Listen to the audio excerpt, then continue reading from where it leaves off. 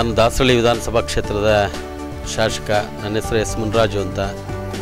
ನಮ್ಮ ಭಾಗದಲ್ಲಿ DS ಮ್ಯಾಕ್ಸ್ನವರು ಕಡಿಮೆ ವೆಚ್ಚದಲ್ಲಿ ಮಧ್ಯಮ ವರ್ಗದವರಿಗೆ ಭಾಳಷ್ಟು ಅಪಾರ್ಟ್ಮೆಂಟ್ಗಳನ್ನ ಕಟ್ಟಿ ಈಗ 4-5 ಪ್ರಾಜೆಕ್ಟ್ ಈ ಭಾಗದಲ್ಲಿ ಮಾಡ್ತಾ ಇದ್ದಾರೆ.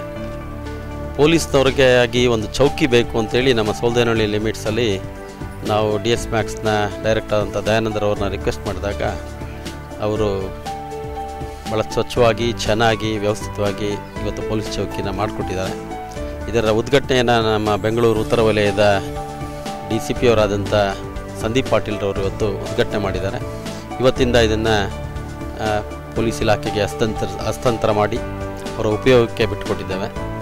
ಇನ್ನೂ ಒಂದು 4-6 ಚೌಕಿಗಳನ್ನ ಕಟ್ಕೊಡ್ಬೇಕು ಅಂತ ಇದಕ್ಕೆ ದಯಾನಂದರವರು ಜಾಗ ತೋರಿಸಿ 4 ಅಲ್ಲ 10 ಕಟ್ಕೊಡ್ತೀನಿ ಅಂತ ಹೇಳಿದ್ದಾರೆ. ಅದಕ್ಕೆ ಅವ್ರಿಗೆ ಧನ್ಯವಾದಗಳನ್ನ ಅರ್ಪಿಸ್ತೀನಿ.